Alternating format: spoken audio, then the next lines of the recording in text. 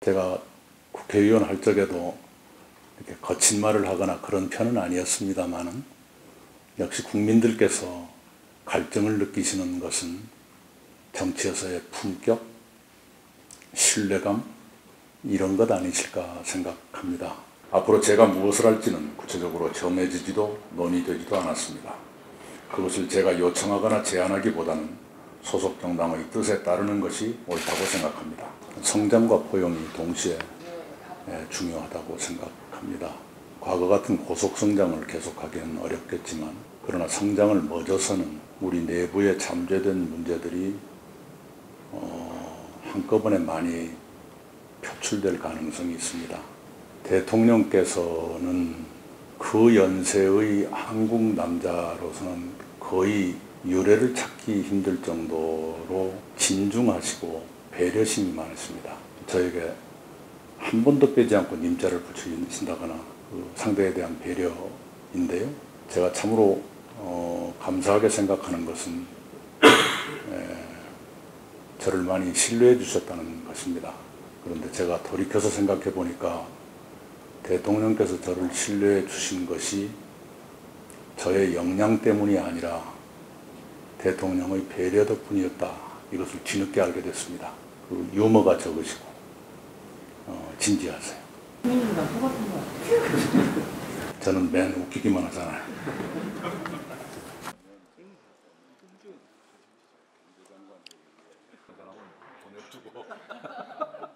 좀 붙잡고 싶은 사람은 붙잡고 그랬구나. 제가 총리로 일한 2년 7개월 동안 좋은 일도 아쉬운 일도 많았습니다. 1인당 국민소득 3만 달러 돌파와 5G의 세계 첫 상용화, 그리고 걱정이 많았으나 결과적으로 크게 성공한 평창 동계올림픽은 국민 여러분과 함께 이룬 자랑스러운 성취였습니다. 소득격차가 완화돼 포용정책이 정당성을 인정받은 것은 향후 정책 전개에 힘을 주었습니다. AI, 구제역, 아프리카 돼지열병 같은 가축전염병, 메르스 같은 감염병, 산불, 태풍, 지진 같은 재난과 재해의 대처는 발전했습니다. 교통사고, 산재사고와 그에 따른 인명피해도 줄었습니다. 갈 길이 아직 멀지만 안전한 대한민국의 목표는 실현 가능하다는 확신을 갖게 해주었습니다. 그러나 저출산과 고령화의 가파른 심화, 소득격차가 완화되고 있지만 고령층 등 저소득층에게 짐지워진 고통은 무거운 국가적 과제로 남았습니다.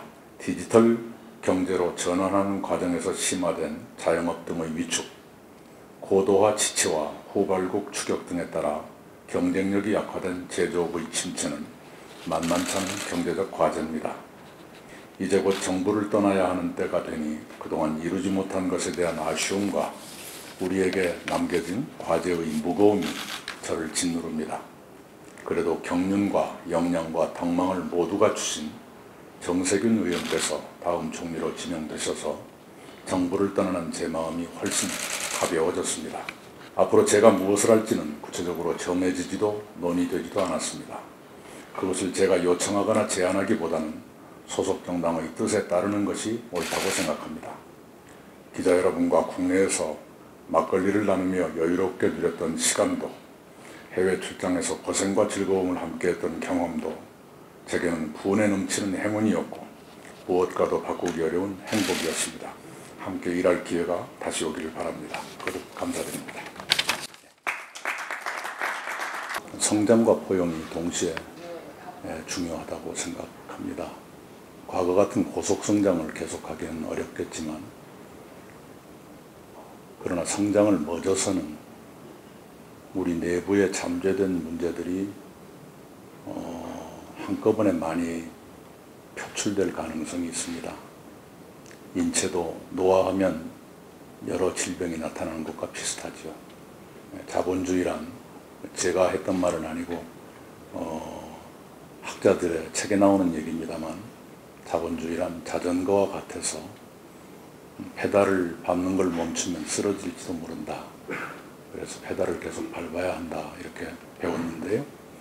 속도가 더뎌지더라도 성장은 지속해야 된다고 생각합니다. 그러나 동시에 앞으로 우리에게 닥칠 성장은 격차를 키우고 또 승자와 패자를 가르는 일이 더 빈번해지는 그러한 경제체제가 될 것이라고들 전망합니다. 그때 승자편에 서지 못하는 분들 또는 일시적으로 경쟁에서 밀린 분들, 그런 분들이 견디기 어려울 만큼 고통에 빠지지 않도록 바탕을 지탱해 주는 역할, 그것이 포용이라고 저는 생각합니다. 그것이 없이는 아까 성장이 없으면 여러 가지 문제가 드러난다고 말씀드렸지만 포용이 없이는 공동체도 경제체제도 지속되기 어렵습니다. 그래서 그 두 가지가 동시에 필요하다고 생각을 합니다. 그리고 그러한 문제들을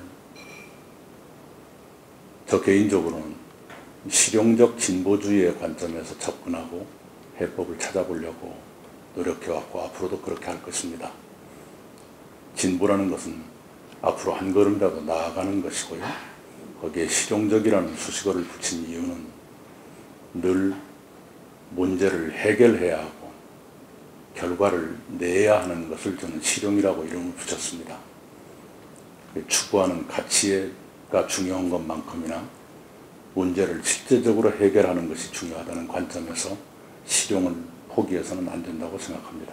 실용적 진보주의 관점에서 문제를 이해하고 해법을 찾고 또 해결을 위해서 노력하고, 그것이 제가 하고 싶은 일이고 해야 할 일이라고 생각합니다. 받아들이는 경향이 있습니다. 그런데 저는 그렇게 생각하지 않고요.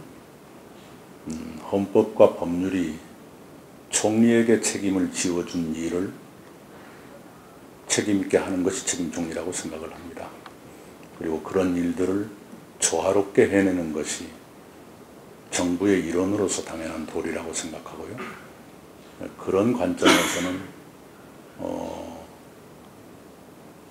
뭐 완전히 만족한다까지는 아니지만 제법 했다, 그 생각을 합니다. 그동안에 청와대와 총리실이 서로 불편했거나 얼굴을 붉혔던 일은 제가 기억하는 한 한 번도 없었습니다. 물론 모든 것에서 의견이 일치했던 것은 아닙니다만 그런 부분적인 의견의 불일치도 원만하고 소리나지 않게 조정해 가면서 여기까지 왔다, 이렇게 말씀을 드리겠습니다. 재해 재난에 대한 대처는 우선 제도적으로 몇 가지를 문재인 정부 들어와서 바꾼 것이 있습니다. 예를 들면 특별재난지역이 과거에는 시군구 단위로 선포가 됐었어요. 그것을 제가 제안을 해서 국무회의 때 제가 제안을 했습니다. 그때 청주, 포구 그때였던 것으로 기억합니다. 이걸 읍면동까지 세분화해서 특별재난지역을 지정할 수 있도록 해야 한다. 왜냐하면 국지성 집중호우가 빈번해지는 시기이기 때문에 시군구 전체의 피해액으로 보면 재난지역의 기준에 미달할지 몰라도 어떤 읍면동은 초토화되는 수도 있거든요. 그런 경우에 정부가 도와줄 수 없다 그러면 그건 제도의 미비라고 봐야 된다. 그런 것이 하나 있었고요. 또 하나 최근에는 소방 간의 국가직화도 있었지만 행정구역을 넘어서 소방차들이 동원될 수 있게끔 이 소방청장께 지휘권을 드렸지 않습니까? 그게 이제 제도가 만들어지기 전에 강원 산불 때 대통령의 특별 지시로 그게 이루어졌는데요. 그런 것도 제도의 진화이지요. 그리고 그 AI에서도 새롭게 도입된 것이 그걸 뭐라고 부릅니까? 원래는 휴지기 제도라 했는데 예컨대 과거 몇 년 사이에 몇 번 이상 발병이 있었던 곳은 적정한 보상을 해드리면서 그 사육을 중단케 하는 것, 그것이 처음 도입된 제도였고 굉장히 주요했다고 생각합니다. 그때 그것을 특별한 제도적인 근거도 없고 예산도 없었는데 그걸 시작했던 것은 평창 동계올림픽 몇 개월을 앞두고 만약에 강원도나 또는 강원도 지방에 가금류를 공급하는 지역에 AI가 발생하면 올림픽에 크게 누가 되겠구나 생각해서 굉장히 긴장을 했었는데 다행히 한 건도 발생이 안 됐었죠. 거기에 주요했던 것이 바로 그 휴직이제였습니다. 이런 식으로 제도를 바꿨고 또 실제로 효과가 많이 나타났었죠. 2016년에서 17년으로 걸치는 그해 겨울에 살처분된 닭과 오리가 3,800만 마리였습니다. 근데 그 1년 후에는 약 10% 선으로 줄어들었고 다시 그 1년 후에는 한 마리도 살처분하지 않았지 않습니까? 그런 것이 진전이었다고 생각을 합니다.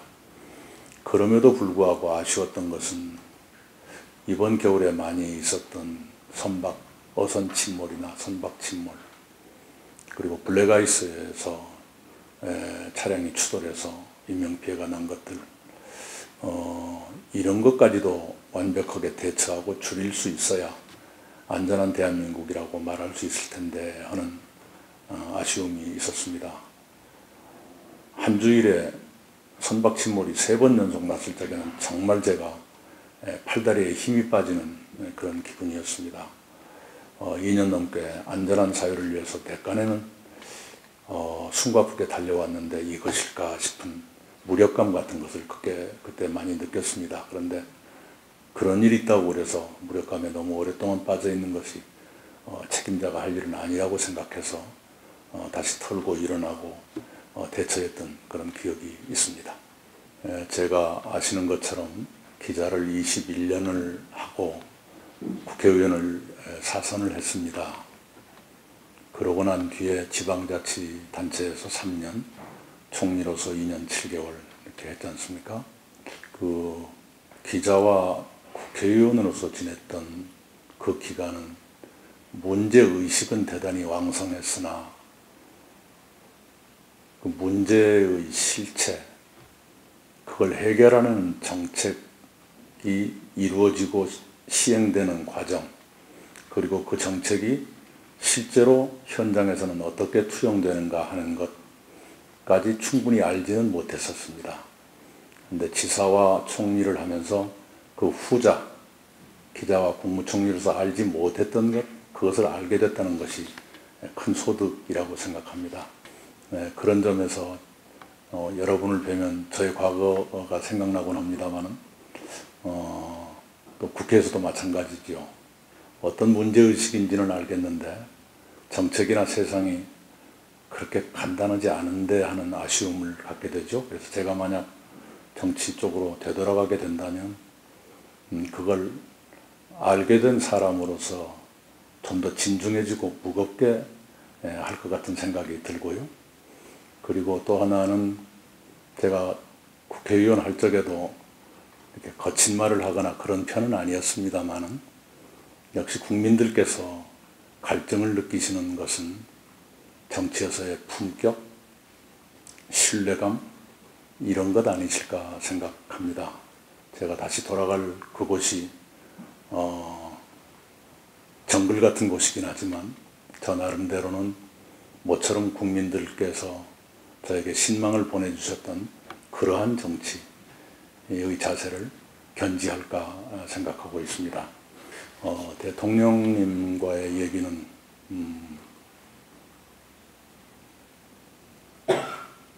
다 말씀드리기는 어려운데요. 올 여름이었던가 2차 개각이 있었습니다. 그 무렵에 대통령께서 저의 뜻을 이렇게 하문하신 적이 있어요. 대통령으로서는 총리님이 그때 워딩이 요컨대 정부에서 더 일했으면 좋겠지만 총리님의 생각은 어떠신가요? 이런 취지의 질문을 하셨습니다. 그때 제가 그런 말씀을 드렸습니다. 그 시점에서 볼 적에 문재인 정부 후반기에 가장 중요한 문제가 총선거인 것 같고, 그래서 정부 여당에 속한 사람으로서 그 중요한 일에서 제가 할 일이 있다면 어떤 심부름이든지 해야 한다고 생각합니다. 그렇게 말씀을 드렸습니다. 그리고 이제 이번에 후임 총리 후보 발표식이 하루 전에, 그 전에도 이렇게 약간의 대화는 있었지만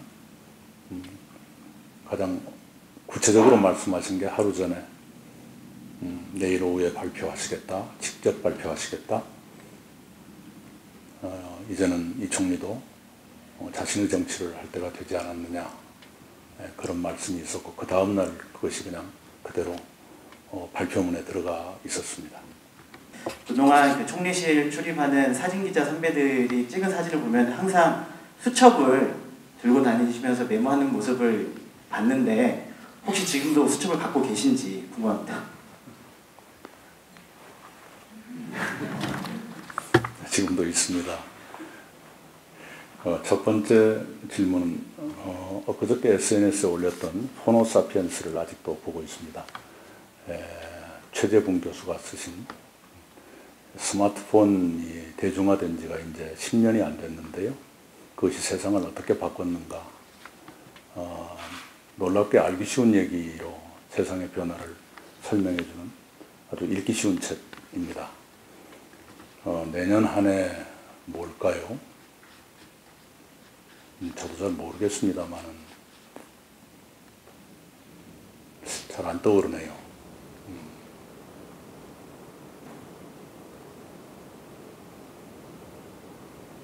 글쎄요. 뭐 굳이 한다면 재미없지만, 뭐 글쎄요.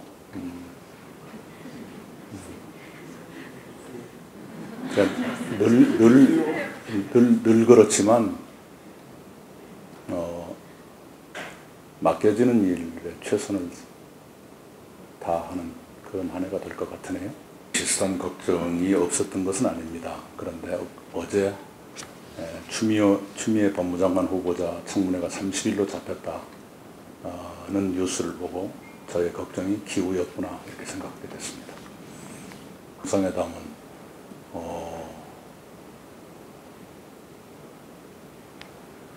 오랫동안 이루어지지 않다가 이루어지게 된 것만 해도 분위기가 약간은 연화된 것 아닌가, 부드러워진 것은 아닌가 하는 생각을 합니다. 모든 것을 다 해결하기는 어려울지 모르지만 두 정상이 일정한 정도의 합의에는 이르실 수 있을 것 같은 생각이 듭니다. 그나마 우리 제도권이 어렵사리 이룬 합의가 지금의 상태이지요. 말하자면 타다에 대한 논쟁을 어느 한쪽으로 결판 내기보다는 일단은 제도권 안에 들어오게 하는 것, 그리고 기존 택시업계에도 일정한 것을 보장해 드리는 것, 이런 선에서 사회적 대화가 됐던 것 아닙니까? 그런 점은 우리가 수용할 수밖에 없다고 생각을 합니다. 2014년이었던가요? 우버에 대한 미국 연방대법원의 판결은 대단히 파격적인 것이었습니다. 새로운 형태의 영업을 수용해야 한다는 쪽을 명쾌하게 냈었는데, 우리는 그 정도는 못 가고 있는 것이지요. 그렇다고 해서 우리 이 사회의 현상이 모두가 잘못됐다라고 보기도 어려울 겁니다. 왜냐하면 거기에는 수많은 분들의 생존이 걸려있기 때문에 함부로 재단할 수는 없다고 생각합니다. 그런 갈등은 우리가 있는 현실로 받아들이면서 최선을 다해서 조정할 수밖에 없지 않겠는가, 하고 생각을 하고요. 그 점에서 정부도 훨씬 더 많은 노력을 해야 되고 지혜를 더 짜야 되지만 국회도 좀 더 도와주셨으면 하는 바람을 늘 갖습니다. 왜 이 말씀을 드리냐 그러면 국회가 주요 정당들이 이렇게 접점 쪽을 바라보고 정치를 하면 더 접점을 찾기가 쉬울 텐데 자꾸 자기 쪽을 뒤돌아보면서 정치를 하다 보니까 점점 멀어지는 것 아닌가. 이렇게 해가지고 앞으로 우리 사회가 훨씬 더 많은 갈등을 겪게 될 텐데 그때 정치는 어디에 있을 것인가 하는 걱정을 많이 합니다. 앞으로 우리가 맞게 될 미래가 우선은 변화가 넓고 빨라질 것이다. 2번, 격차를 포함한 갈등이 크고 심해질 것이다. 3번, 국가주의가 더욱 기승을 부리면서 동시에 국제관계가 몹시 중요해질 것이다. 이렇게 저는 전망을 하는데요. 그렇다면 정치가 그에 응답을 해야 될 것 아니겠습니까? 빠르고 넓어질 변화를 이해하고 수용하는 능력, 크고 깊어질 갈등을 그것 또한 이해하고 조정하는 역량, 그리고 국제관계에 대한 식견과 감각, 이런 것들이 필요할 텐데 우리 정치가 과연 그쪽으로 가려고 하고 있느냐 아니면 자꾸 뒤를 돌아보려고 하고 있느냐, 그 점에서 의문입니다. 저 어린 시절에 제 아버지한테 들은 말씀을 요즘에 갑자기 떠올립니다. 쟁기질하면서 뒤를 보면 소가 날뛴다 그랬었어요. 근데 우리 정치가 자꾸 뒤를 봅니다. 그러면 안 됩니다. 그 점에서 지금의 이 비정상적인 상태가 빨리 극복될 필요가 있다라고 생각합니다. 대통령께서는 그 연세의 한국 남자로서는 거의 유례를 찾기 힘들 정도로 진중하시고 배려심이 많으십니다. 아까 제가 예를 들었죠. 저에게 한 번도 빼지 않고 님자를 붙이신다거나 당신의 비서실장 앞에서 저라고 말한다거나 이런 것들은 굉장히 그 상대에 대한 배려인데요. 제가 참으로 감사하게 생각하는 것은 저를 많이 신뢰해 주셨다는 것입니다. 그런데 제가 돌이켜서 생각해 보니까 대통령께서 저를 신뢰해 주신 것이 저의 역량 때문이 아니라 대통령의 배려 덕분이었다. 이것을 뒤늦게 알게 됐습니다. 그리고 어려운 것까지는 없는데요. 진지하세요.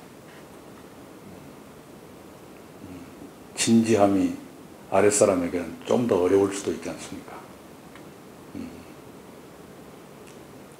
그 유머가 적으시고 진지하세요. 네. 국민이랑 똑같은 거 같아요. 저는 맨 웃기기만 하잖아요. 자, 이 정도 하시죠? 예. 고맙습니다. 아까부터 배우시다가 예.